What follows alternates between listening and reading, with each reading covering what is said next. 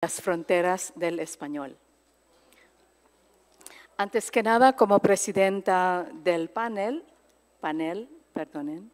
permítanme presentarme, ¿no? Algo que no me parece no me parece muy cómodo hacer, pero eso de dar una autopresentación, pero no hay nadie, así que va a ser breve. Yo soy Daisy López, la presidenta y coordinadora. Soy licenciada de Universidad de Filipinas. El máster en Filología Española en el Instituto Instituto de Cultura Hispánica en Madrid, y el doctorado en la Literatura Hispánica en la Universidad de Filipinas. También estudié italiano en la Universidad Per Stranieri en Perugia y en la Scuola Dante Alighieri en Roma. Aparte de ser profesora universitaria de español e italiano, trabajo como traductora e intérprete simultánea para conferencias. Soy autora de algunos poemarios, ya no voy a decir aquí los títulos, y soy miembro de número de la Academia Filipina de la Lengua Española desde septiembre de 2005 y directora de la corporación desde marzo de 2024 hasta 2027 solo. Okay. Ahora, como coordinadora, invito a todos a que nos adentremos en el tema. El español, siendo mi cuarta lengua, ya me parece tan difícil decir hibridación, así que voy a estar aquí patinando como un poco, ¿no? Al hablar de híbrido, la primera cosa el primer concepto, la primera idea que puede entrar es la fusión de dos elementos distintos o dispares. Muchas veces la palabra híbrido se asocia con las plantas. Y durante la pandemia, sobre todo ya en los últimos meses de la pandemia, cuando ya casi todo el mundo tuvimos ya la vacuna, empezamos a hablar de las clases híbridas. No sé si se dice así en español, pero en inglés hybrid, ¿sí? Hybrid classes, quiere decir mitad clases en línea y mitad clases presenciales. ¿Qué entendemos por hibridación? La definición nos da el diccionario del estudiante de la RAE. Dice, hibridación, voz femenina, es palabra técnica, significa producción de un híbrido a partir de dos individuos de distinta variedad, raza o especie. La idea de hibridaciones lingüísticas y culturales en las fronteras del español se refiere a los procesos por los cuales el español convive, se mezcla y se transforma con otras lenguas y culturas en espacios limítrofes, fronteras geográficas, sociales o culturales. En estos lugares, comunidades de diferentes lenguas, en estos lugares, comunidades de diferentes lenguas se cruzan, generan nuevas formas de expresión y negocian identidades. En un programa sintetizado, viendo también los elementos del título de nuestra sesión, podemos ver el alcance del proceso de hibridación. En la dimensión lingüística, podemos hablar de los préstamos léxicos, los calcos, cambios morfológicos o sintácticos y la codificación mixta o code switching, que crean repertorios como el Spanglish o el Chiñol. Desde la dimensión cultural abordamos aspectos que tratan sobre costumbres, prácticas, saberes, expresiones culturales que se mezclan, o bien en la gastronomía, música, arte, medios, celebraciones y producen identidades híbridas. En cuanto a la dimensión identitaria, estas mezclas permiten negociar pertenencias, fronteras internas y dinámicas de poder en comunidades migrantes y urbanas. Justo esta tarde tuve que ir cortando pensando que a mí se me dan mal los números, ¿no? Pero si somos 7 personas, bueno, 6 más yo, que no debo hablar, pero para presentar, introducir el tema, sí, pero 7 por 10 minutos, ya pasamos la hora. Y por eso esta mañana también a las 4 de la mañana ya mandé un correo electrónico a todos diciendo, nos vemos a esta hora. Ya hubiera querido no sé, saludar personalmente a todos antes del panel, pero con el horario tan apretado que hemos tenido estos 3 días pasados, no fue posible. Decía, entonces vamos a tenerlo aquí. Pero por favor, ya les pido que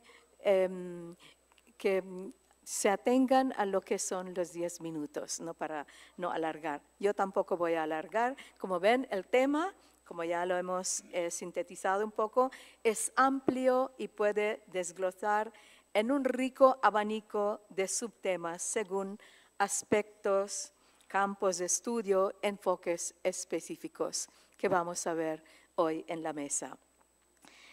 Yo sé que en todas las sesiones que he visto, que he asistido tanto en Lima como aquí, esta es la mesa del mayor número de participantes. En otras mesas decían, teníamos que haber sido 3, pero uno se dio de baja, entonces estaban solamente 2 y podían alargar y alargar, pero aquí no. Ok, en este momento quisiera presentar a los distinguidos participantes que componen este panel. Al principio pensaba dar ya todo el currículum o la semblanza de todos una vez, ¿no? Pero, y luego ya ir pasando sin más preámbulos. Lo único que sí voy a estar hablando mucho, presentando los siete participantes. Así que vamos a ir, solamente voy a decir los nombres de las personas y luego ya leo su perfil. Tenemos al señor Hossein Bouzineb, ¿no?, que viene de Rabat. La señora Raquel Chang Rodríguez, que es cubana, peruana, pero vive en Nueva York. Tenemos a Ruth Fine, judeo-español, es lo que va a hablar, pero es americana. No. Soy argentina, pero vivo en Israel. Ok, es argentina y vive en Israel. Y luego Ricardo Kusunoki es peruano, pero ya saben, con el apellido de descendencia japonesa. El señor Lu Xingzhen, ¿lo he dicho bien? Sí, Lu Xingzhen, de China. José Fernando Ciale Yangani, de Guinea Ecuatorial, y yo de Filipinas. ¿Okay? Como ven, aquí estamos como los concursantes de Miss Universo, Mr. Universo, por la procedencia de cada uno, o podemos decir como los promotores o los modelos para United Colors of Benetton. ¿No? Así que, ok, empezaremos con el señor Hossein Bouzineb. El profesor Bouzineb nació en Alhucemas, Marruecos. Es licenciado en Lengua y Literatura Españolas en Rabat. doctor por la Universidad Autónoma de Madrid, Filología Española, con especialidad literatura aljamiado morisca, catedrático de la Facultad de Letras en la Universidad Mohammad de Rabat, académico correspondiente de la Real Academia Española por Marruecos, académico correspondiente de la Real Academia de Córdoba, España, encargado de misión en el Gabinete Real de Marruecos, traductor de español desde 2000 y más. Okay, usted hablará de, el título de su ponencia es Una cultura y una lengua anegadas, las de los últimos musulmanes hispánicos. Le damos la palabra. Muchísimas gracias. Buenas tardes a todos. Me siento feliz de estar aquí y compartir con ustedes pues, algunas reflexiones.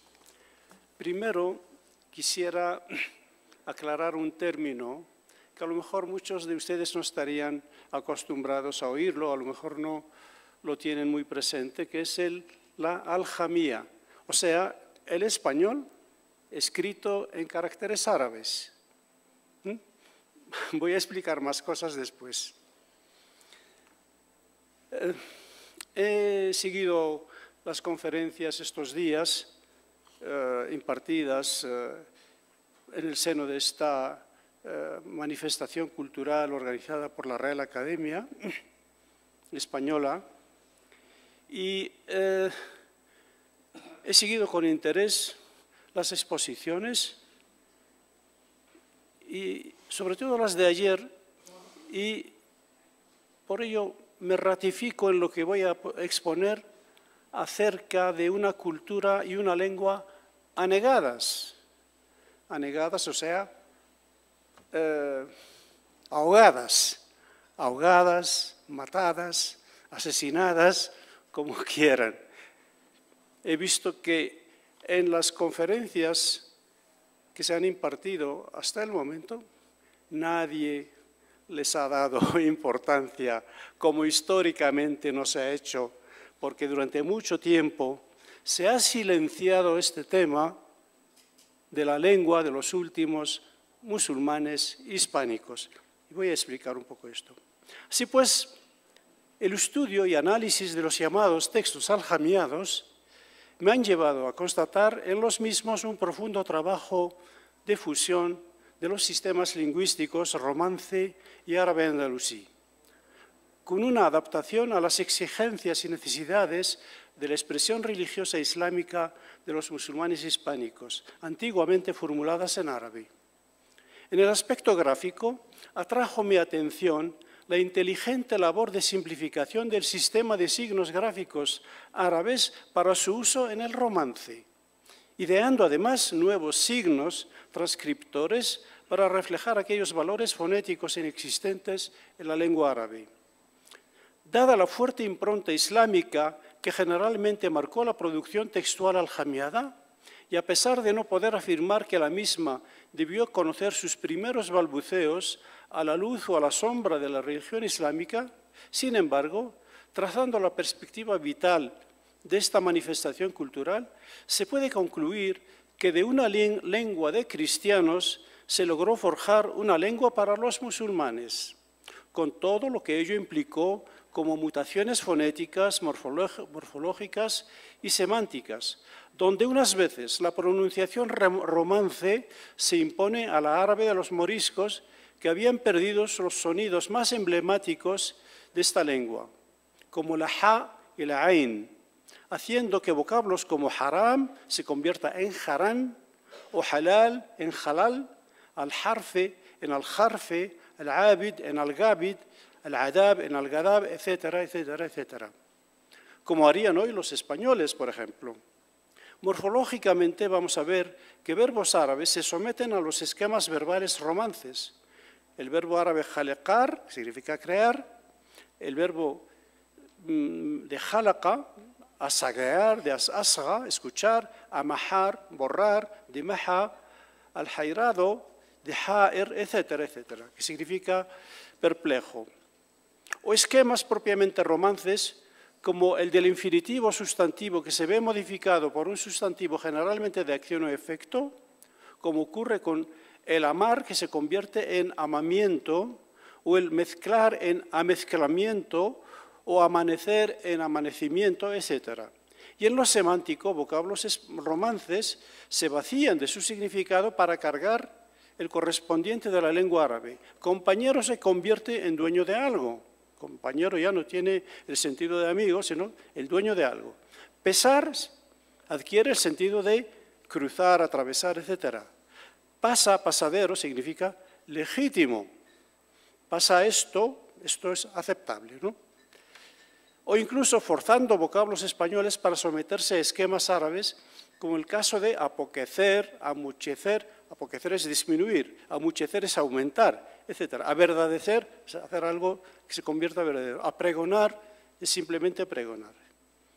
Inspirados respectivamente por los esquemas del verbo transitivo árabe, af'ala, qallala, akthara, ayqana, adhana, etc.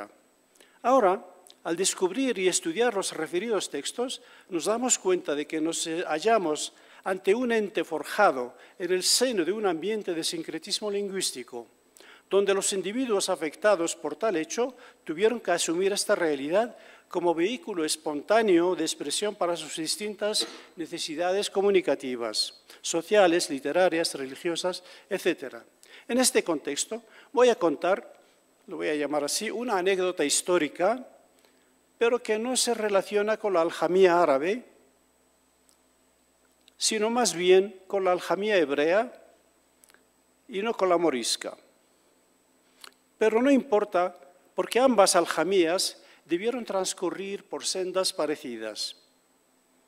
Así pues, el historiador e hispanista francés Robert Ricard nos ha acercado un interesante documento sobre un curioso personaje judío marroquí llamado Moisés ben Zmerro, traído de Marruecos para establecer las tablas analíticas de los anales de la Corona de Aragón de Jerónimo Zurita. Según se desprende de la nota publicada por Robert Ricard, Moisés ben Zmerro debió ser una persona muy culta como para confiarle esta importante labor. Dice Lupercio Leonardo de Argensola en su mencionada carta: no ha sido sin particular providencia de Dios ni la menor gloria del autor poner en la mente de vuestra merced este cuidado y traer de África quien hiciese en Castilla lo que se debía hacer en Aragón por los aragoneses, nación a quien vuestra merced no ha conocido, no ha tratado y reino que no ha visto, por lo cual tienen más obligación sus naturales de agradecer un beneficio tan importante. Acaba la cita. En todo este contexto nos interesa de manera muy particular la advertencia que le hace Lupercio Leonardo de Argensola al suplicarlo diciéndole que lo que vuestra merced tiene trabajado lo mande librar de las cadenas en que está preso con caracteres hebreos, porque si Dios con gran pérdida de los que amamos a vuestra merced le sacase de esta vida, quedarían estos escritos sepultados entre letras hebreas. Y puesto que vuestra merced las usa para valerse de su brevedad y usar de ellas más fácilmente que de las españolas, es muy justo huir de este peligro que señalo. Acaba la cita. Esos importantes datos del uso personal de estos caracteres que no son los españoles para escribir la lengua española, luego la brevedad y la mayor facilidad que ello suponía para el que los usaba, nos reclama una parada para reflexionar sobre este hecho. Creo que razones objetivas debió tener ben Zmerro para proceder así, y no creo que fuera únicamente por puro capricho. Al querer tratar la cuestión del uso de las grafías para escribir la lengua romance, he querido llamar la atención sobre la riqueza de la lengua española en grafías que la representaban, o si quieren, en sistemas de signos con que se escribía, pero que esta lengua dejó que se le fueran de la mano. De haberse conservado todos los códigos que antiguamente representaron la lengua española, que era de todas las castas que componían su población, qué gran riqueza habría tenido hoy la lengua española fijada en grafías, en la grafía latina, árabe y hebrea. La grafía árabe, para fijar el romance aragonés y castellano, que nos ha llegado a través de unos centenares de manuscritos, debió conocer un largo proceso de gestación antes de alcanzar una etapa final en la que se manifiesta con un código bastante maduro. En este sentido, el sistema aljamiado debió atravesar un largo proceso de armonización y simplificación de su sistema representativo, que seguramente debió tener vigencia en el seno de una comunidad organizada e inteligentemente intercomunicada, que compartiría un medio de comunicación y una cultura, y bastante familiarizados con sus elementos gráficos, léxicos y semánticos. Efectivamente, el análisis al que hemos sometido la grafía aljamiada nos ha revelado que estamos ante un sistema que, si en su comienzo fue espontáneo, o sea, que reflejaba únicamente la competencia individual y aleatoria de cada escriba, ahora, al madurar, va a obedecer a normas generalizadas e inteligentemente elaboradas, donde la regla lingüística de oro de la economía y simplificación constituía la piedra angular que inspiraba las opciones cuajadas en el sistema aljamiado, madurado tras pasar por las etapas de un titubeo espontáneo. Por lo tanto, a fuerza de utilizarse, se consiguió cristalizar un código regular, regido por reglas fijas, usadas en distintos puntos del territorio donde era normal practicar esta escritura, sin descartar, por supuesto, un pequeño margen de afinamiento de determinados valores consonánticos, como puede ser la distinción entre oclusión y fricación. ¿Ya acabó? De acuerdo. O sea que este código de representación de la lengua española era más preciso que el utilizado por los grafemas latinos. Y muchas gracias.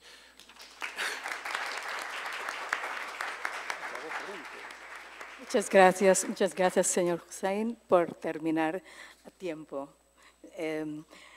La siguiente ponencia es a cargo de la señora Raquel Chang Rodríguez. Es autora y editora de una veintena de libros, entre los cuales sobresalen Talking Books with Mario Vargas Llosa, A Retrospective, y Cartografía garcilasista, y publicado en 2013. Es editora fundadora de la Colonial Latin American Review.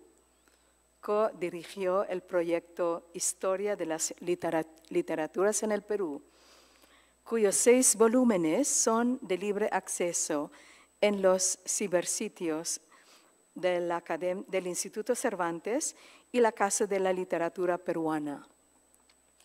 Es correspondiente de la Real Academia de la Academia Peruana de la Lengua y numeraria de la Norteamericana, profesora honoraria de la Universidad Nacional Mayor de San Marcos, doctora honoris causa por la Universidad Helénica de Atenas, Grecia.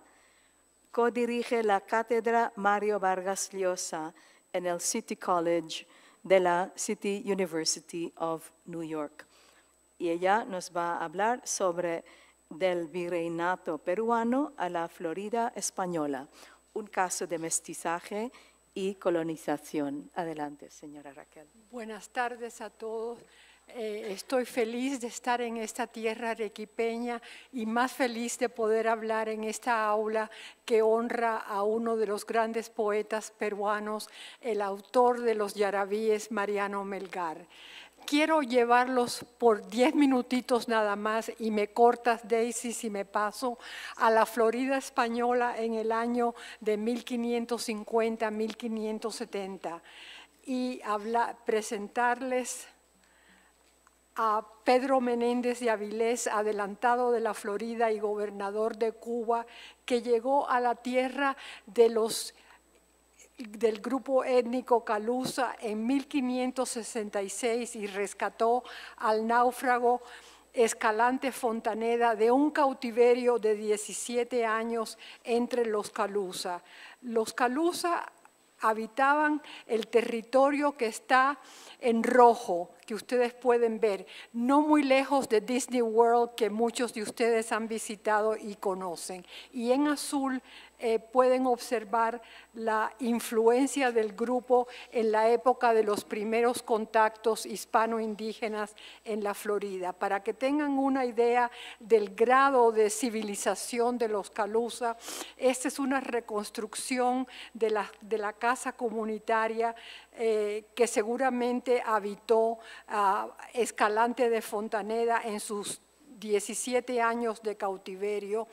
Está hecha la reconstrucción en base de excavaciones recientes. Escalante Fontaneda, al fin de su cautiverio, escribió una memoria y este es el primer folio de la memoria conservada hoy en el Archivo General de Indias. Es el folio inicial de la memoria que concluyó y escribió para 1575. Por vía de la experiencia en el territorio floridano, se convirtió en un narrador excepcional y porque por el largo confinamiento, desde que tuvo 13 años, iba a estudiar a Salamanca desde Cartagena de Indias y su barco naufragó en las costas de los Cayos de la Florida. Y es excepcional porque durante ese cautiverio aprendió 4 lenguas nativas y se familiarizó con la geografía, la flora y la fauna de la Florida. O sea, se convirtió en un ser híbrido de la manera que ha explicado Daisy, un ser híbrido culturalmente, pero roto en lo económico. No, entonces redacta la memoria para conseguir recompensa por sus servicios y anclarse en la sociedad virreinal. Su familia había emigrado tempranamente al virreinato peruano y de ahí se había movido hacia el norte del virreinato. No olvidemos que desde Lima se controlaba toda Sudamérica española en la época. Y consciente de la valía, de su valía como informante, nos dice: nadie ha sabido declarar sobre la cosa y costas e indios de la Florida como él. O sea que él está muy consentido de lo que sabe y muy consentido y consciente de lo que sabe. Y predice el futuro: si me tratan como yo merezco, hoy día fueran los indios vasallos de nuestro poderoso rey don Felipe. Entonces, ¿qué contribuye él sobre la Florida? Este mestizo cultural hace recomendaciones. ¿Estamos ahí? De recomendaciones, reconocer su posición estratégica de la Florida en la carrera de Indias, destacar la abundancia y variedad de los comestibles en la zona, extraer las perlas, porque la Florida no tiene metales preciosos. El oro y la plata que llega son el oro y la plata de los barcos que naufragan, y los indígenas como los Calusa van a buscar el oro y la plata y los venden entre los otros grupos indígenas, y recomienda emplear a buenos intérpretes, y recomienda igualmente esclavizar a los indios porque son traidores y flecheros. ¿Cuál es la importancia de la memoria? Pues tiene varios temas importantes. Nos ofrece una visión íntima por una persona políglota y transcultural. Agudiza los reclamos indianos en la Florida, porque los españoles asentados en la Florida siempre se quejaban de que no tenían la recompensa adecuada por la dureza de la zona y la cantidad y calidad de los servicios que le prestaban a su soberano. Y más importante aún, informa sobre el grupo étnico Calusa, que es un grupo hoy totalmente desaparecido y lo que nos quedan son sencillamente algunos restos antropológicos de ellos y vocablos que aparecen aquí y allá en catecismos y métodos de conversión. Y entonces él nos lleva también a geografías distintas, pero más que todo eso, recoloca los dilemas del caso en el ámbito de la historia de España y de América, y nos muestra que la historia de América del Norte y de América del Sur están totalmente conectadas y que no podemos estudiar la una sin la otra, y ya eso lo sabemos por otro gran historiador peruano, el primer gran historiador de las Américas, el Inca Garcilaso de la Vega. Y si me sobra algún tiempo, se los regalo. Gracias.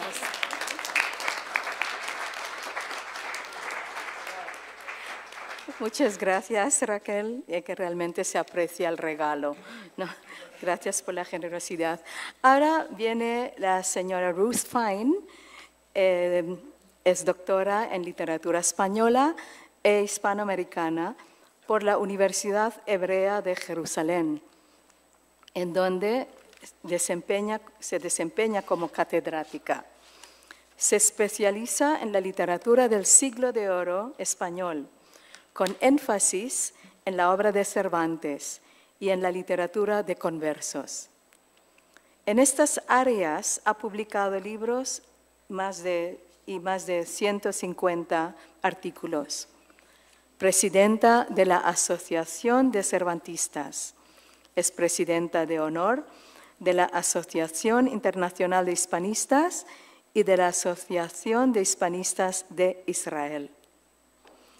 En 2013, la Corona Española le concedió la encomienda de la Orden del Mérito Civil por promover el conocimiento de la literatura española.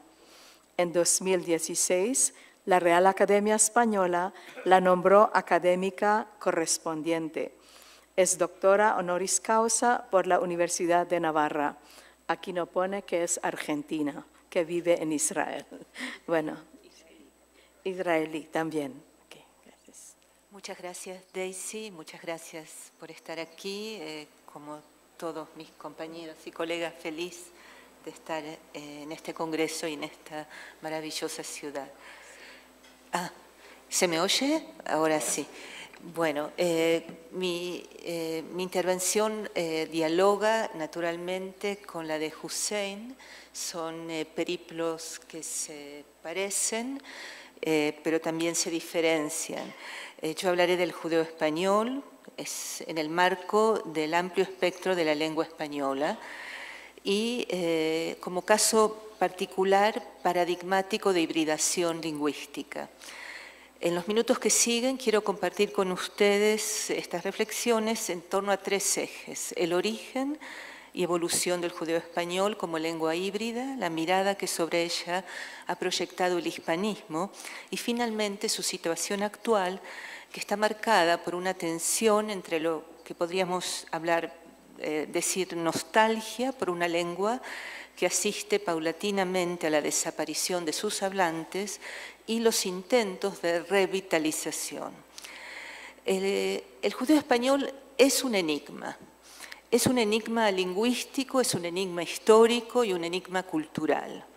Su historia corre paralela a la historia de los sefardíes, aquellos que fueron expulsados en 1492 y se establecieron en el Imperio Otomano, en los Balcanes, el norte de África y más tarde, también en el norte de Europa, Israel, América.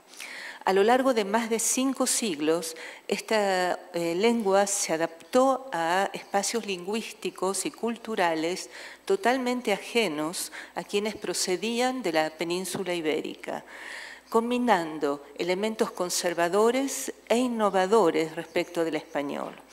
No obstante, La lengua, lejos de ser una reliquia, constituyó durante siglos un vehículo de prensa, teatro, literatura, comercio y, por supuesto, de la vida cotidiana. Aquí, una de las obras más importantes del judeo español, que está en caracteres hebreos, es Al-Jamía también, y es Elam Loez. Es una lengua de base medieval, siglo XV, a la que se han sumado un conglomerado lingüístico de expresiones de diferentes dialectos de España, no es solo el castellano, así como de las múltiples regiones donde los sefardíes se establecieron después de la expulsión. Por ende, no es una lengua uniforme, sino de una gran diversidad. Dos elementos distinguen el judeo español como variedad del diasistema hispano. En primer lugar, sus particularidades léxicas, en las que destacan hebraísmos y también arabismos, para denominar sobre todo realidades del ámbito religioso y cultural judío, y, como es el caso general de las llamadas lenguas judías, emplea caracteres hebreos para la escritura de sus textos. Asimismo, en su segunda fase de desarrollo, integrará también elementos románicos de las lenguas consideradas de cultura, en especial del francés.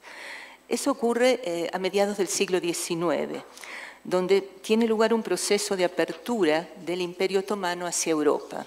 En el marco de dicho proceso, el medio de transmisión y divulgación de la modernidad europea entre los sefardíes fue principalmente el constituido por las escuelas de la Alianza Israelita, lo que subraya ante los hablantes las deficiencias del judeo español, como lengua híbrida, contaminada, sin una sistematización rigurosa y, por lo tanto, por los propios hablantes es desvalorizada como una jerga. A principios del siglo XX se realiza un encuentro o reencuentro entre el judeo español y el español, encuentro que les muestra a sus hablantes las desventajas del ladino. Esto es importante, descubren que la suya es una lengua cercana al español, ellos no lo sabían, estamos hablando del siglo XX, pero que existe un verdadero español, en tanto lengua de cultura moderna, europea, frente a la cual el ladino es solo un remedio híbrido e impuro. Es dable afirmar que el momento histórico y definitivo para la representación del judeo español y su difusión en el mundo hispanohablante es el descubrimiento de esta lengua por parte de Menéndez Pidal. Este estudioso y su escuela consideran que la importancia del judeo español consiste en ser un testimonio vivo del castellano medieval, el cual permite documentar el desarrollo de fenómenos del castellano que las fuentes escritas no registran, pero al mismo tiempo lo relega a categoría de dialecto, vulgar, iliterado, fosilizado, ignorando que el judeo español constituye la expresión de una forma alternativa del devenir de la lengua española en otras circunstancias sociohistóricas. Desde esta perspectiva monoglósica, los préstamos lingüísticos son considerados como una amenaza a la unidad de la lengua castellana. Consecuentemente, el judeo español es estimado como un idioma en proceso de deterioro y se aboga por su recastellanización, es decir, que vuelva al castellano. Esta es la recepción del judeo español en el hispanismo a lo largo de la segunda mitad del siglo XX, reduciendo el español un dialecto, como he dicho, corrupto, olvidando su condición de lengua de comunicación de los sefardíes durante siglos y su inmensa y rica producción textual a partir del siglo XVIII, por ejemplo, en la prensa. Aquí tenemos traducciones, por ejemplo, traducción de la Odisea al judeo español y también en la prensa, la abundancia de la prensa. Este discurso, el negativo, influye en la percepción, como he dicho, de los propios hablantes, muchos de los cuales van a ir dejando el judeo español y relegándolo a nada más que una lengua familiar. Se establecen polémicas pero muy activas sobre su necesidad, el lugar que ocupa, etc. Pero el hecho crucial para el destino del judeo español fue la deportación y el exterminio de decenas de miles de sus hablantes procedentes de las comunidades sefardíes históricas de los Balcanes, en primer lugar Salónica. A principios del siglo XX se crea que habría unos 350.000 hablantes de judeo español. Hoy el número es muy reducido. ¿Cuántos son? Bueno, esta es una pregunta, otro de los enigmas, porque ¿qué consideramos hablante de judeo español? Aquel que la usa de modo completo, escritura, lectura, etcétera, o quizás el hablante que hace un uso parcial de la misma. Es un enigma sociolingüístico, sobre todo cuando evaluamos su situación actual. En la situación actual el proceso de hibridación se ha acelerado. Tomemos como ejemplo un caso especialmente problemático, que es el de la escritura. Como se ha dicho, el judeo español utilizaba caracteres hebreos durante siglos para la escritura, pero actualmente han sido reemplazados por caracteres latinos fonéticos. La escritura de la grafía fonética no se ha realizado en conformidad con las normas de la escritura española, y un hispanohablante que lee un texto en judeo español, ahora mostraré, con grafía fonética, tiene la impresión de estar leyendo un texto repleto de faltas de ortografía. Voy a mostrarlo rápidamente aquí, de este libro que fue producido a principios del siglo XX. Fíjense ustedes, sí, no lo voy a leer, pero parece verdaderamente alguien ignorante de la ortografía castellana. A pesar de todo lo dicho, asistimos hoy a un renacer del judeo español. Muchos de los descendientes de sefardíes redescubren la lengua a través de la música, la investigación académica y más recientemente gracias a la creación de la Academia del Ladino. Esta es la Academia, la Academia 23, como academia correspondiente de la Real Academia Española, que fue creada por decisión unánime en una conferencia internacional de la RAE celebrada en Madrid en 2018. Hoy esta academia, como parte de las academias correspondientes, promueve el estudio del ladino, su cultura, y promueve especialmente el diálogo entre el hispanismo y el judeo español. Se trata de un momento histórico y, en mi opinión, único en el que el pasado del judeo español, gracias a los académicos, podrá constituir, podrá volver a recuperarse y hasta desarrollarse. No sé cómo volver atrás, pero hay allí ejemplos de novelas que se han publicado actualmente en el judeo español. Entonces, concluyendo, el judeo español, ejemplo paradigmático de hibridación lingüística y cultural, conserva la memoria del castellano medieval, pero se ha enriquecido con las lenguas del entorno sefardí. Hablar del judeo español en un congreso de la lengua española no es evocar una reliquia, sino pensar en el significativo potencial de la lengua española. La posibilidad del español de abrirse a sus márgenes, de escuchar las voces híbridas que lo acompañan desde hace siglos y de reconocer su diversidad, en ese ir y venir entre centro y periferia, en ese ir y venir radica la riqueza y vitalidad de nuestro idioma común. Muchas gracias.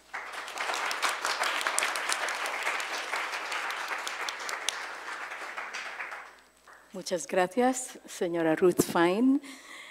De verdad es muy difícil ese encargo de decir, ya es tiempo, ¿no? Pero parece un poco cruel, pero tenemos que atenernos a estos encargos. Bueno, pasamos ahora a escuchar al señor Ricardo Kusunoki, peruano de descendencia japonesa. Nació en Lima. Es curador de arte histórico del Museo de Arte de Lima desde 2023. Egresado de Historia del Arte por la Universidad Nacional Mayor de San Marcos, esta universidad. Integró el equipo peruano del proyecto Documents of the 20th Century Latin American and Latino Art del International Center for the Arts of the Americas, Museum of Fine Arts, Houston. Como curador asociado del Mali, participó en los proyectos expositivos de Cislo, Retrospectiva, Vaca Flor, El Último Académico, Pintura Cusqueña y Plata de los Andes. Ahora nos hablará de los fragmentos para armar la pintura cusqueña frente a sus modelos visuales. Adelante, señor. Muchas gracias. Para mí es un gran honor estar aquí. Voy a leer rápido para ceñirme a mis tiempos. En 1918, el pintor peruano Teófilo Castillo visitó el Cusco, emocionado por recorrer una ciudad cuyo pasado de siglos parecía seguir aún vivo.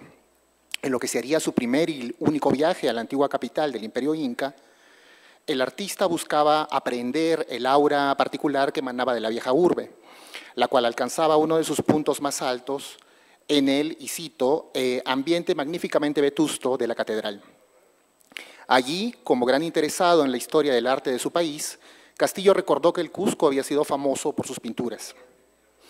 Sin embargo, la impresión que le dejaron los grandes cuadros del principal templo de la ciudad resultaba paradójica. Por un lado, consideraba en general mediocres unas obras que, y cito nuevamente, en su mayoría son labor de pintores nacionales, reminiscencias de cuadros italianos, flamencos y españoles ya conocidos. Por el otro, sin embargo, sus palabras revelaban el deslumbramiento ante lo que, en vez de calificar como un pastiche, describía casi como una visión de caleidoscopio.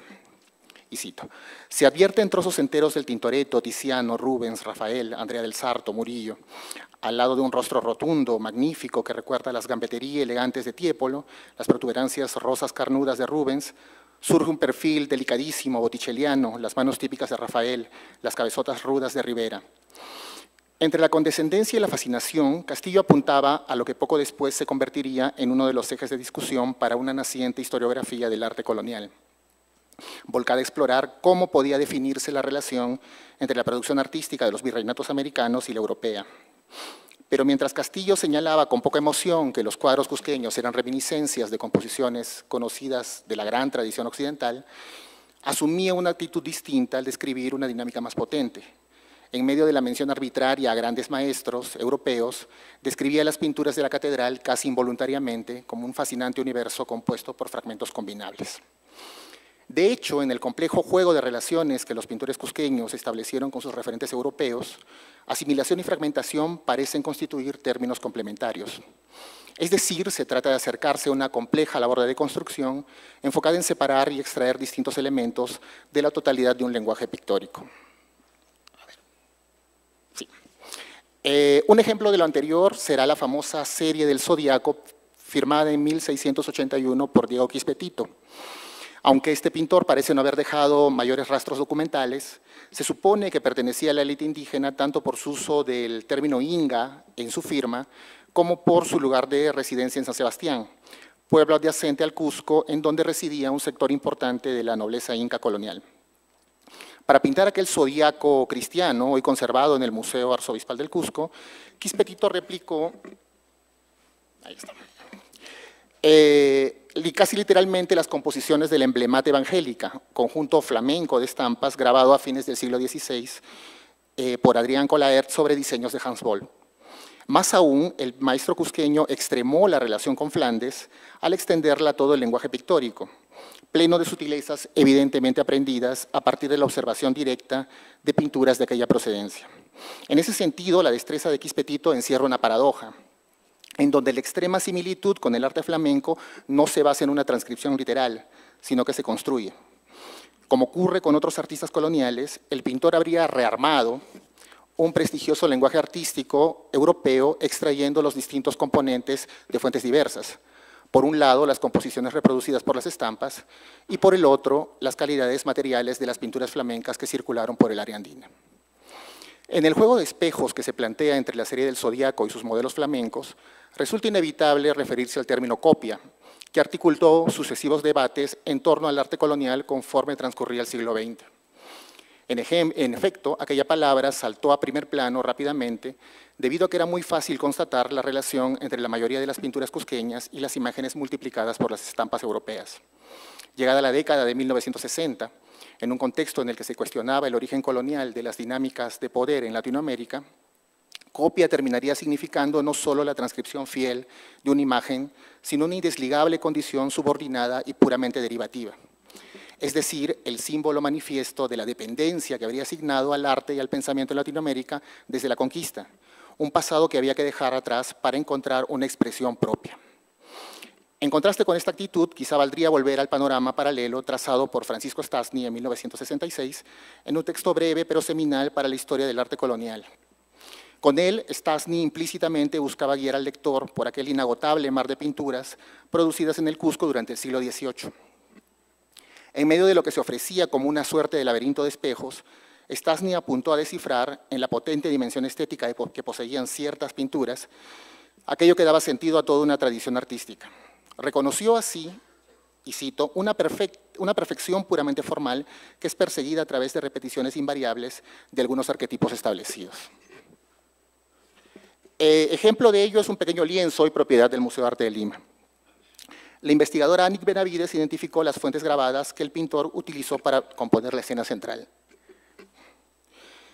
Así el cuadro muestra una iconografía bastante singular del taller de Nazaret, de la Sagrada Familia, cuando el niño Jesús era pequeño, debido en gran medida a que en ella se fusionan dos composiciones distintas de Jerónimo Vierick sobre la infancia del niño Jesús. El pintor ha recortado y extraído secciones de ambos modelos flamencos, pero la inclusión de aquellas citas casi literales no define completamente el aspecto de la obra final, sino una estrategia visual de otro tipo. Así, la Sagrada Familia aparece dentro de un idílico boscaje con aves que asume el mayor protagonismo en una relación entre figuras y paisaje tomada también de las pinturas flamencas de países. Ay, perdón, está atrás. Esta, sí. A distintos niveles, el pequeño lienzo del taller de Nazaret, como otras obras que trabajan en esa misma lógica,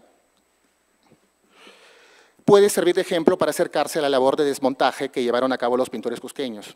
En un plano superficial, las escenas centrales han sido compuestas a partir de un modelo grabado. A su vez, un análisis más profundo reconoce que el principio compositivo que da forma a la totalidad de los cuadros es una convención que en algún momento fue extraída, aislada y extraída también de otros modelos flamencos. En la práctica se trata del mismo procedimiento utilizado por Quispetito en la serie del Zodíaco. La emulación se construye desarmando no solo composiciones, sino la totalidad de los lenguajes artísticos para convertir sus componentes en piezas para armar. En esta dinámica de fragmentación y recombinación, estas obras cusqueñas podrían considerarse como pinturas doblemente flamencas, tanto por sus citas literales como por la forma como se articulan sus distintos elementos. Y por lo mismo, paradójicamente, son también un ejemplo destacado de la definición de un lenguaje pictórico propiamente local. Dentro de una tradición compuesta en gran medida por imágenes tomadas de otras imágenes, originalidad es la capacidad de construir un sistema expresivo coherente. Así, inventar es codificar, transformar citas diversas en un repertorio de fórmulas con vida independiente, un juego de palabras que describe con precisión la naturaleza de la pintura devota cusqueña como logro artístico. Puesta en abismo, incluso la imagen repetida de una estampa o una pintura también está formada por una constelación de otras repeticiones, aunque de género distinto. Los estereotipos fijados previamente para representar rostros, gestos, anatomías, arquitecturas o paisajes. El término codificación también nos acerca a la agencia real de los maestros cusqueños, ya que esta no solamente está dada por una mayor o menor libertad, por la mayor o menor libertad que ellos pudieron asumir en cada ocasión en que trabajaban con un modelo europeo específico. Mientras usaban estos puntos de referencia, también reafirmaban conscientemente un sistema de coordenadas precisas para interpretarlos. Es decir, articulaban por voluntad propia un lenguaje capaz de responder a las expectativas estéticas y piadosas de la heterogénea sociedad colonial. De hecho, la relación entre los pintores cusqueños y sus modelos europeos adquiere un sentido distinto al insertarla dentro de circuitos globales de producción y circulación masiva de imágenes devocionales, finalmente destinadas a una comunidad de creyentes que se extendía por todo el mundo. Al interior de ellos, incluso las jerarquías entre centros artísticos parecen reordenarse. A lo largo de gran parte del siglo XVI y XVII, y debido a su papel en la producción de una cultura visual impresa en el Imperio Español, Amberes podría imaginarse como el centro de una periferia que incluye no solo América, sino a la propia España. Por lo demás, quizá cabe preguntarse sobre cuál es el lugar que ocupa el Cusco en una geografía artística cuyas coordenadas no están definidas por la gran tradición occidental, sino por la irradiación de lenguajes artísticos capaces de investir de sacralidad a las imágenes católicas. En efecto, no se trata únicamente de que en el Cusco se elaborara pintura religiosa en una escala que hoy desorienta a los espectadores modernos. A partir de un universo recompuesto de fragmentos de imágenes y de lógicas visuales que filtran radicalmente la realidad inmediata, los mejores pintores cusqueños pudieron expresar con rotundidad un tipo de experiencia que por su propio carácter inefable se traduce por medio de paradojas. Quizás sea posible ver en ello la expresión cabal de una concepción de lo sagrado, que como la propia manera como los maestros cusqueños entendían la pintura, parece ofrecerse como un universo cifrado en fórmulas y casi encerrado en sí mismo. Gracias.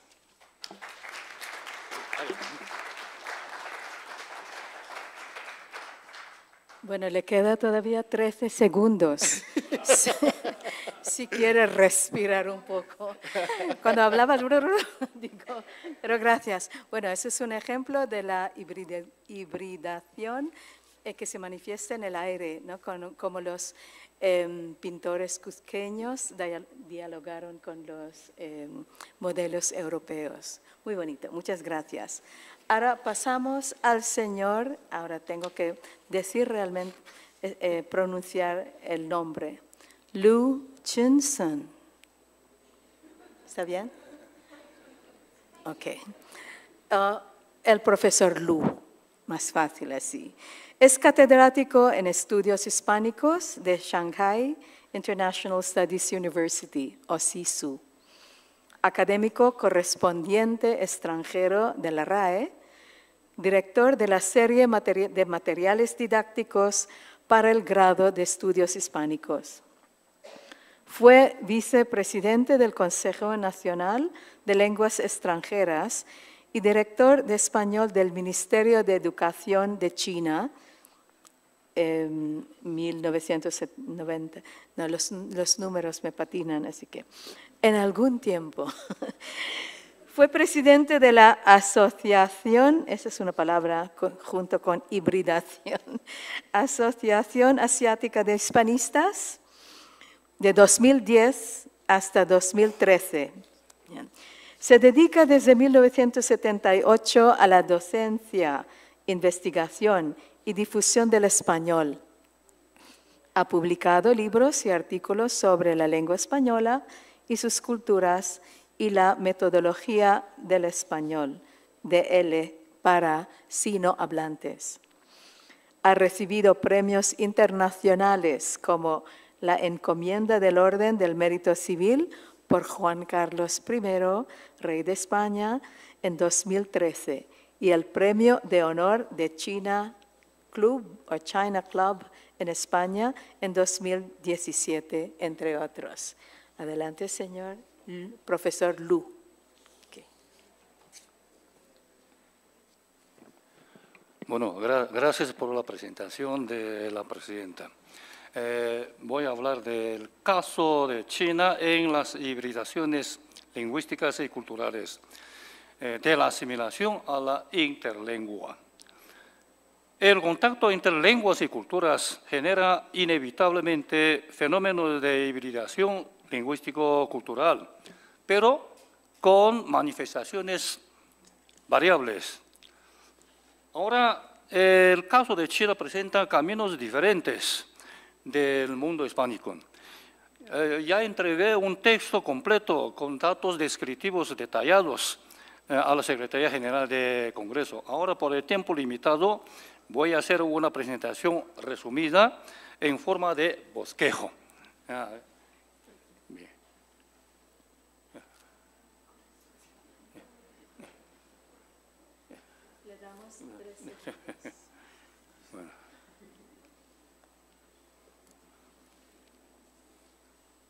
Bueno, China ha desarrollado históricamente patrones de asimilación lingüístico-cultural basados en una integración activa y una transformación creativa, en lugar de una mezcla pasiva. Su vastedad geográfica, continuidad histórica y sobre todo la singularidad estructural de la lengua, del chino, sistema aislante de evolución ininterrumpida, han favorecido mecanismos de aculturación selectiva, limitando hibridación profunda en su territorio, dentro de su territorio, pero ejerciendo influencias solo en regiones fronterizas en contacto con lenguas como coreano, japonés, vietnamita. Como civilización milenaria, ha privilegiado históricamente la absorción y asimilación de elementos foráneos, ejemplificada en la sinización de las tres grandes religiones, budismo, islamismo, cristianismo, y en variantes lingüísticas transitorias como el Chinglish, que se ha formado con la rápida entrada de los anglohablantes en China en el siglo XIX y queda como un fenómeno híbrido, pero no sistemático, distinto del Spanglish. China, segundo punto, contactos entre China y el mundo hispánico en la época precolombina. China y el mundo hispánico están separados. Están separados por una considerable distancia geográfica, lingüística y diferencias interculturales. Entre China y España se encuentran numerosos países intermedios. Porque la iniciativa de la Franja y Ruta abarca 65 países con 53 lenguas pertenecientes a 9 grandes familias lingüísticas. Y China e Hispanoamérica parecen vecinos, porque entre China y Perú no hay otro país. Separados tan solo por el Pacífico, que sin embargo actuó históricamente como una barrera natural que impidió los contactos.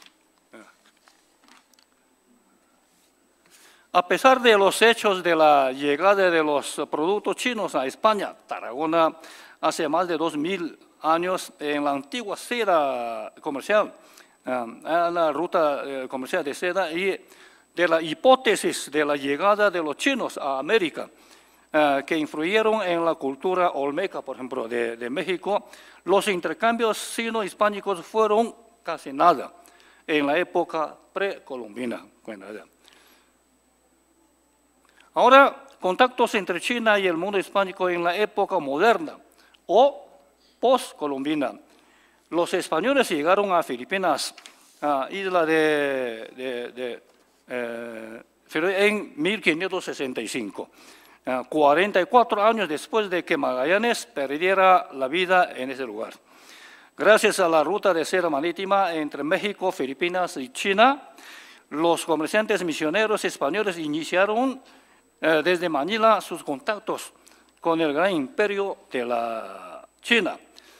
Cabe mencionar aquí la primera traducción del español al chino, un libro confucianista en español, Espejo rico del corazón, del claro corazón, por Fray Juan Cobo, en 1588-1592, siendo la primera obra clásica china traducida a las lenguas occidentales. Pero luego los contactos se interrumpieron.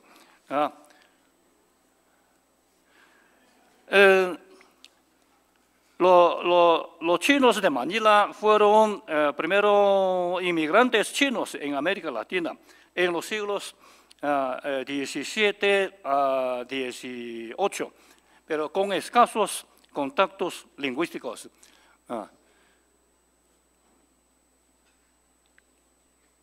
Después hay trabajadores chinos contratados inmigración masiva de los chinos en el siglo XIX.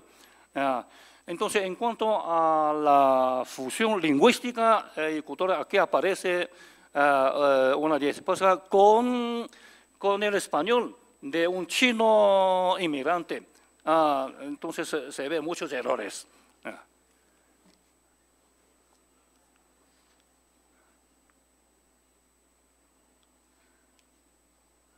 Pero aquí al lado cabe mencionar dos casos de hibridación cultural, que es chifa en Perú. Chifa ya es la cocina china, nombre de los restaurantes chinos, y un plato típico de México, por ahí, chop suey, dos casos que lo mencionan.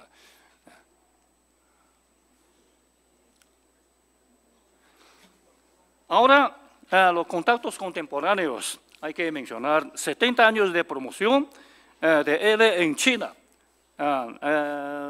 Hay chiñol o interlengua y estrategias de formación.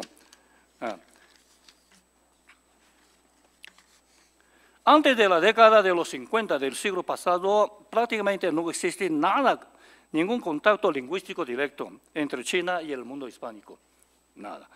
En diciembre de 1952 se fundó en Pekín el primer departamento universitario de español, lo que marcó la génesis de la enseñanza de dicho idioma como carrera universitaria en China, que llegó a ser hoy día una de más de 100 lenguas extranjeras que se enseña actualmente en las universidades con titulación de grado oficial. En la actualidad existe una amplia gama de cursos de español, además de los conducentes a títulos académicos universitarios. Queremos promover mucho la enseñanza de español para, si no hablar de una hibridación, por lo menos una buena comunicación entre los chinos y los hispanohablantes. Según nuestro cálculo, el número actual de aprendientes de español en China ya asciende a unos 100.000. Pero hay un factor. Español y chino son dos lenguas muy diferentes, porque genealógicamente español, portugués, francés son lenguas de la misma familia, con muchas semejanzas morfológicas, sintácticas, formando el grupo de lenguas hermanas. Estas lenguas y las lenguas germánicas, como inglés, alemán, son lenguas primas. ¿Pero qué relación existe entre español y chino? Ninguna relación. Todas estas lenguas europeas no tienen ninguna relación de parentesco lingüístico con el chino, aunque queremos que sean todas lenguas amigas. Los problemas y dificultades que encuentran los estudiantes chinos en el aprendizaje del español tienen una estrecha relación con la enorme distancia que existe entre los dos idiomas en cuanto a las formas estructurales y contenidos culturales que los mismos llevan. Aquí es la historia de evolución de la enseñanza de español en China y la distancia lingüística como nuestra base teórica.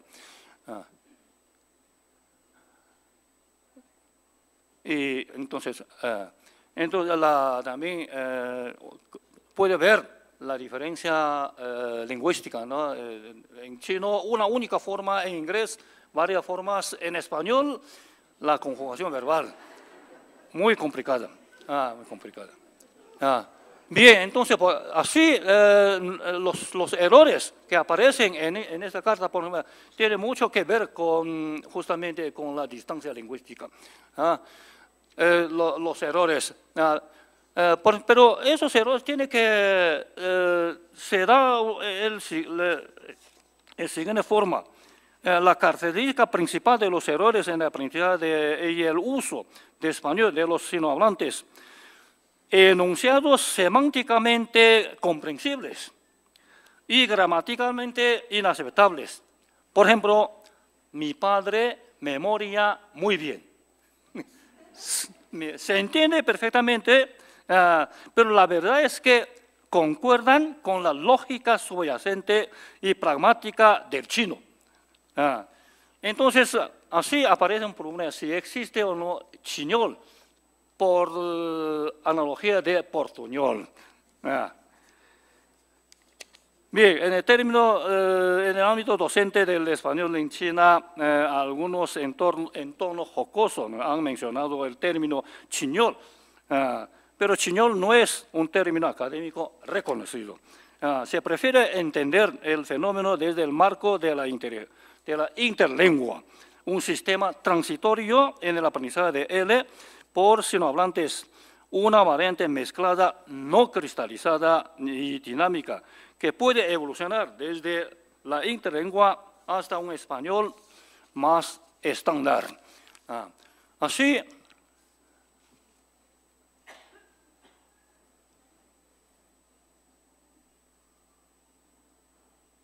bien, a lo largo de nuestra práctica de promoción de L en China, los hispanistas chinos, siempre prestamos mucha atención a la gran distancia lingüística entre los dos idiomas. Partiendo de eso, aplicamos una metodología adecuada a estudiantes chinos y nos esforzamos por establecer una infraestructura sistemática de la enseñanza de L adecuada al contexto chino. Sintetizamos en 10 puntos, en esos 10 puntos. Esa diapositiva muestra los trabajos que hemos hecho. Aquí tenemos también nuestro plan curricular. Tenemos también nuestro sistema de exámenes de nivel de español. 4, 8 quiere decir examen de español como especialidad, nivel 4 y nivel 8. Hemos publicado también ya muchos libros didácticos, materiales didácticos, más de 160 títulos a lo largo de los 70 años y creemos importante elaborar diccionarios bilingües. Ya se han producido más de 50 diccionarios bilingües. Y hemos traducido también del español al chino, del chino al español, muchas obras para facilitar la lectura de los chinos sin dominio de español.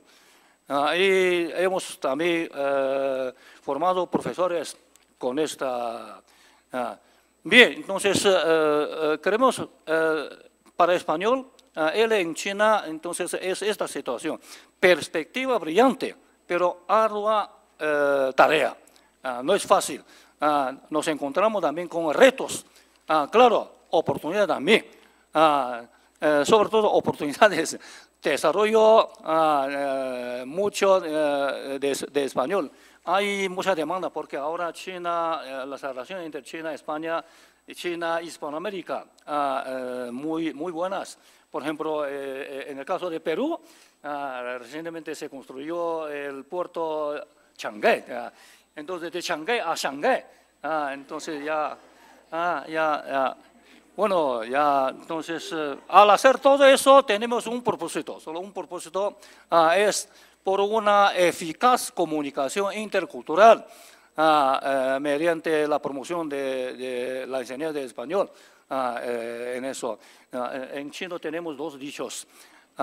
Chizutianya quiere decir sentirse separados en extremos del mundo, aunque se encuentren cara a cara. Eso quiere decir sin dominio ni de lengua ni de cultura. Pero con dominio de la lengua y cultura podemos llegar a otra situación. Tener amigos en diferentes partes del mundo y sentirse como vecinos, aunque se encuentren en extremos del mundo como China y Perú, por ejemplo. Gracias. Gracias.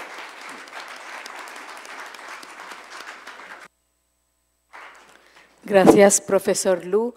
Bueno, en nombre de la transparencia, porque aquí no vamos a tener trampas ni nada, le hemos regalado los 3 minutos que le sobraban la señora Raquel y los 9 segundos que le sobraban de Ricardo. Y también algunas concesiones más de minutos, ya que para decir ir es Q y luego había tantas palabras para una palabra china, ¿no? Bueno, gracias.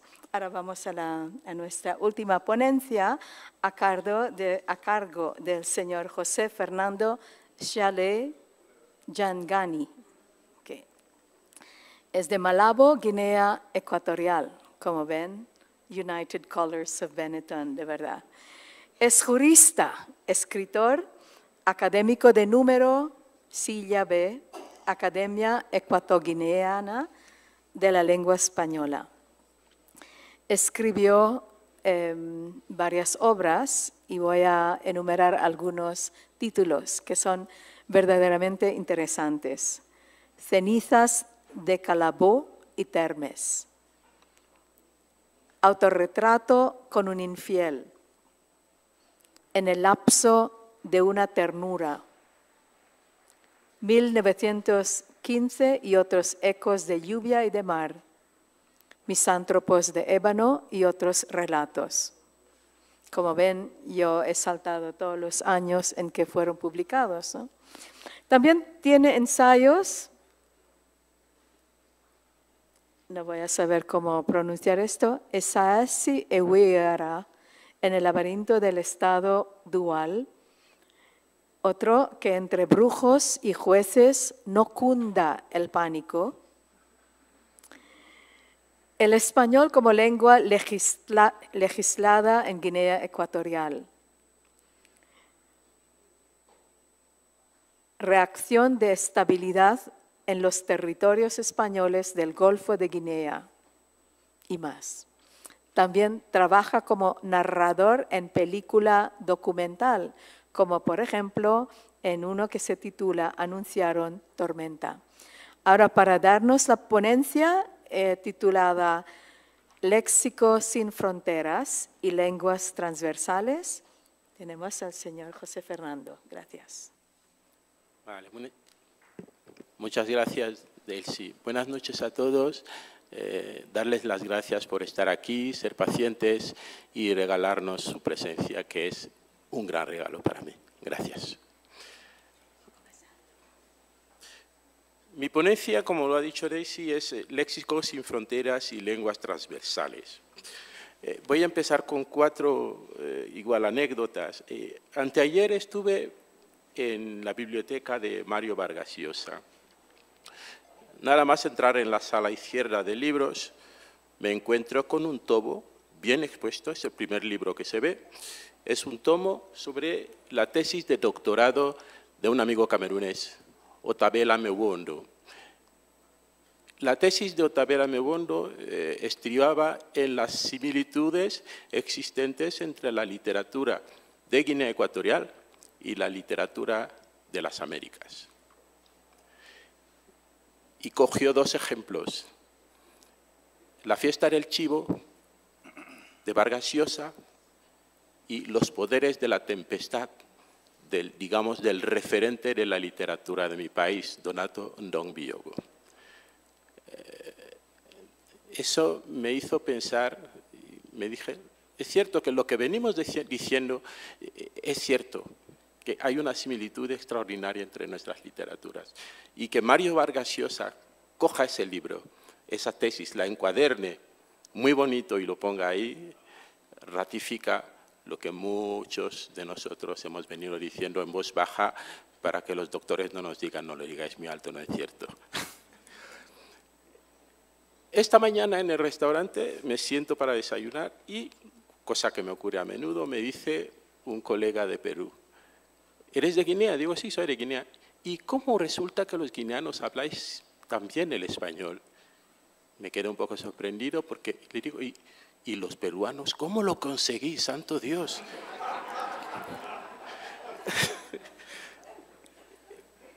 Y ya nos pusimos a reír entre ambos y llegamos a la conclusión que efectivamente el culpable era ese del que hablamos, la hibridación. El profesor ha dicho una cosa muy interesante y creo que es un campo de trabajo para quien tenga el tiempo y pueda hacer ese trabajo. El profesor nos ha dicho que China llevó una comida a Cuba que se llama chop kui, algo así. Sí. También nos ha dicho que en Cuba hay un espacio que se abrió históricamente para el pichinglis. Y verá usted en nuestra ponencia cómo esas dos palabras que usted ha dicho viajaron desde China, fueron a Cuba, desde Cuba bajaron hasta Montevideo, se subieron a un barco que tenía por misión ir a la isla de Fernando Po, a colonizar la isla de Fernando Po y españolizarla. Y en ese barco iban cubanos, argentinos, de todo. Y el pichinglis es la lengua franca de Fernando Po. Y el chop, que vino de China, llegó a Cuba, se llevó a Fernando Po, se llamó country chop en pichinglis de Fernando Po y nosotros lo llamamos comida de país. ¿Por qué digo todo esto? Porque Guinea Ecuatorial fue colonia española. Mucha gente puede pensar, si fue colonia española, pues el español en línea recta salió de España y llegó a Fernando Po, y después a Río Muni. No, no fue así. Porque el español que desembarca en Fernando Po y en el Río Muni es un español ya completamente híbrido. El ejemplo es ese, del pichinglis y del chop, que llega a Cuba, que baja hasta Montevideo y se sube a un barco y llega a Fernando Po. Es un español completamente híbrido. Porque en ese momento, que es en 1778, el diccionario de autoridades ya recogía palabras del guaraní, del quechua, del taíno también. Cuando van a españolizar Fernando Po, llegan a Fernando Po. La colonización no se hace, la hispanización no se hace, pero la gente llega a la isla. La expedición fracasa, es cierto, como política de expedición fracasa, pero todo el acervo que llevan, la cultura, la lengua, llega a Fernando Po y se asienta. Pero el español que llega a Fernando Po, como lo hemos dicho, es un español híbrido, pero se va a encontrar con una situación curiosa, que es que Fernando Po tiene lenguas naturales africanas que se hablan por doquier, porque hay muchos africanos que ya están asentados en Fernando Po, independientemente de los naturales de la isla, porque los barcos negreros que el gobierno inglés apresó, algunos barcos negreros se llevaron a Fernando Po y desembarcaron ahí a la gente. Esas personas venían de muchos lugares y hablaban sus lenguas. Los cubanos también llegaron con el español. De tal forma que cuando el primer intento español de llevar el español a los territorios españoles del Golfo de Guinea se encuentra con un crisol de lenguas totalmente difíciles de superar. Porque ya en 1828, cuando España ve que la situación es un poco delicada, los batistas ya han inaugurado una escuela inglesa en Fernando Po. Y hay niños de esclavos, niños de trabajadores, niños de naturales que están aprendiendo el inglés en Fernando Po. Entonces, ¿qué pasa? En 1843 hay una comisión de colonización que le dice al ministro de Ultramar, y le dice, oye, tenemos que volver a Fernando Po, porque eso se está convirtiendo en anglófono. Portugal nos ha vendido una isla, era un farol en el contrato, pero Portugal nos ha vendido una isla, tenemos que ir a coger nuestra propiedad. Entonces, Juan José de Lerena vuelve a Fernando Po, esta vez desde España. Tiene que debilitar, la visión que le dan es clara, dicen, con el pensamiento de españolizar el país, debilitar la influencia de los misioneros bautistas y extender el idioma español. En 1845, cuando Manterola llega y el cónsul Guillemar de Aragón llegan a Fernando Po, solo encuentran a 2 cubanos que saben hablar el español. En el río Muni, ya no te digo nada, es Todos los pueblos del río Muni, por la zona costera, las islas de Corisco, todas son anabaptistas. El presbiterianismo americano lo ha cubierto todo. Hay iglesias, hay escuelas, todos aprenden el inglés. Hay pueblos ya del interior de Río Muni que se llaman Pequeño Nueva York, Big Londres. Entonces, pero aparte del inglés, que ya se está expandiendo por todos los territorios españoles, ya habitan en la isla, como lo hemos dicho, y en parte en las franjas de la zona costera, ya habita un restringido grupo de los que se llamaron los angolares. Los angolares eran lusoafricanos que venían de Sao Tomé y Príncipe, de otras islas, que habían llegado ahí. Muchos incluso, se dice que muchos llegaron en Cayuco. Entonces, otros africanos llegan de Sierra Leona, de Iberia, de Nigeria. Todo eso hace que las lenguas africanas naturales y el inglés ocupan todos los espacios que España dice que es su propiedad y tiene que españolizar. En 1827 se crea la ciudad de Clarence, que es la que se llama hoy Malabo. La crean los ingleses. ¿Y qué vemos en el diccionario, en el Almanaque Real de Inglaterra del año 1856? Vemos en ese diccionario que Inglaterra afirma haber adquirido la isla de Fernando Po como posesión suya en 1827.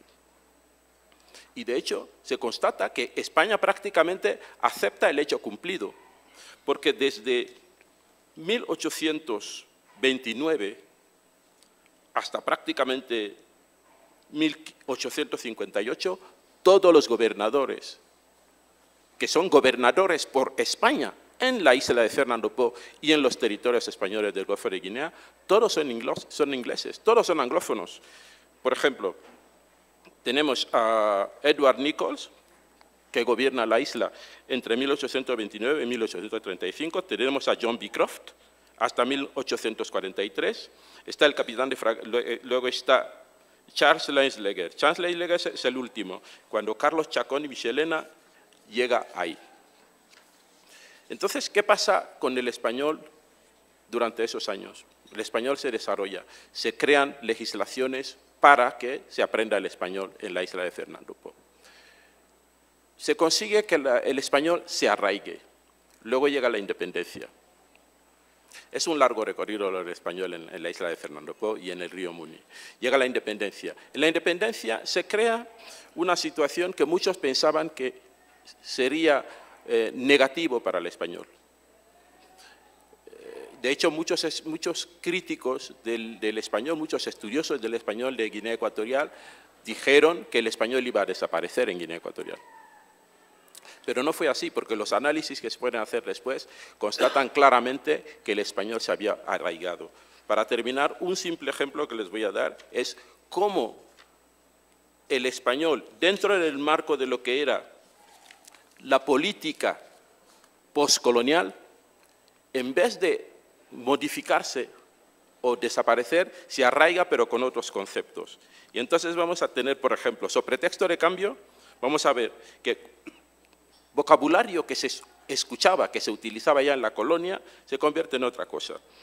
Vamos a ver en falangistas hasta morir o vencer, se convierte en Juventudes en marcha con Macías, Milicia Nacional, Milicia Hormiga, Victoria o muerte triunfaremos, etcétera, etcétera, sección femenina. De tal suerte que el español, que tuvo dificultades para entrar en Fernando Po, para entrar en los territorios españoles del Golfo de Guinea, se arraiga en la poscolonia, se piensa que eso va a desaparecer, pero sencillamente lo que pasa es un cambio de vocabulario.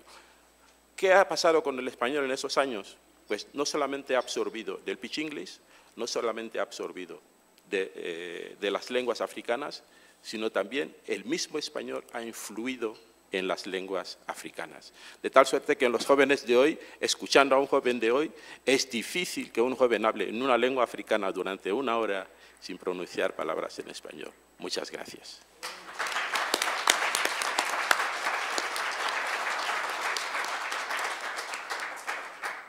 Bueno, muchas gracias, señor José Fernando. Muchas gracias a todos los panelistas. Lo que no saben es que perdonen, desde la puerta ya como 3, 4 veces se asomaban para decirme que ya era hora. Entonces yo sentí más la presión que cada uno de los ponentes. Bueno, yo creo que solo para terminar, ¿no? Estos días hemos hablado mucho de mestizaje, interculturalidad y ahora hibridación, como siempre.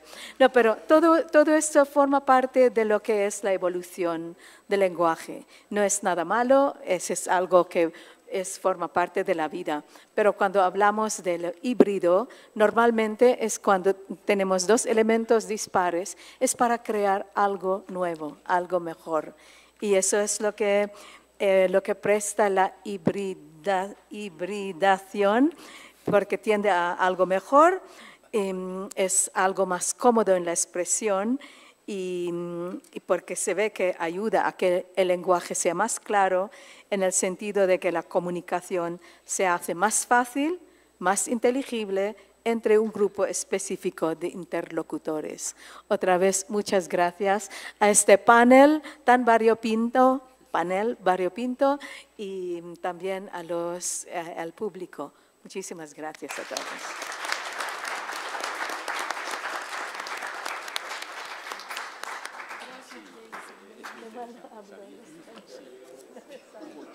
No me salía el español. Hubo chinos que llegaron.